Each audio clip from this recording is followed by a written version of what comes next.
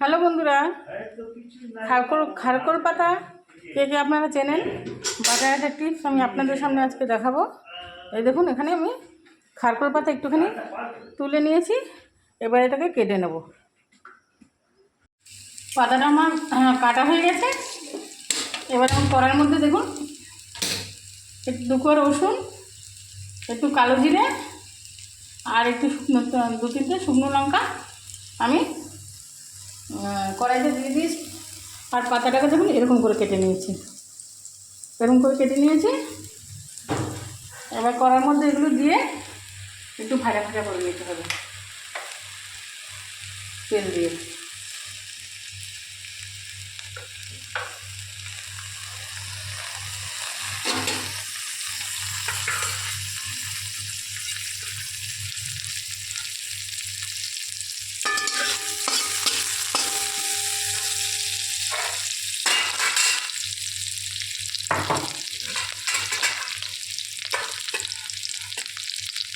আর আমি এর মধ্যে একটু স্বাদ বানানোর জন্য 2টো চিংড়ি এর মধ্যে দিয়ে দেবো।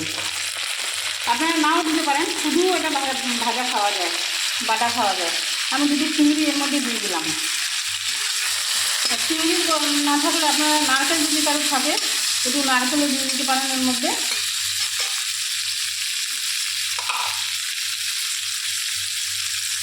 দিয়ে দেবো একটু নুন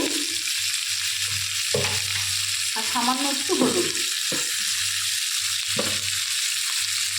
নুন হলুদ দিয়ে ভাজা ভাজা করে নিয়ে ফিরে আসছি।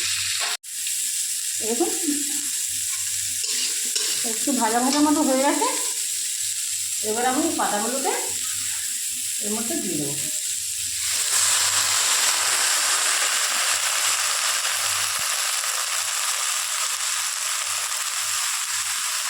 পাতা ডাটা সব এর মধ্যে দিয়ে দেবো।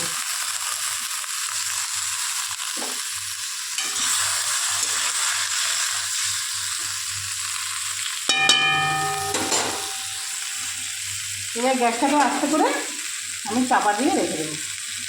এই দেখুন বন্ধুরা, চাপা দিয়ে আমি একদম ভেজে শুকনো করে নিয়েছি। একেবারে শুকনো করে নিতে হবে, নাহলে কিন্তু গাঢ় হবে। আবার একটা টিপস আপনাদের আমি বলে দিচ্ছি, অনেকে কিন্তু কী করে এটাকে বেটে নিয়ে তারপর আবার কড়াইতে দিয়ে একটু শুকিয়ে নেয়। আমি আবার সেটা নিই না, একেবারেই শুকিয়ে নিই। এবার দেখুন একদম আমার শুকনো হয়ে গেছে, সেদ্ধও হয়ে গেছে। এবার আমি একটা পাত্রে নামিয়ে নেব, নামিয়ে নিয়ে আমি শিলে মিহি করে বেটে নেব। বেটে নিয়ে আমি আপনাদের সামনে ফিরে আসছি। এই দেখুন বন্ধুরা, বেটে একটা পাত্রে আমি নামিয়ে নিয়েছি।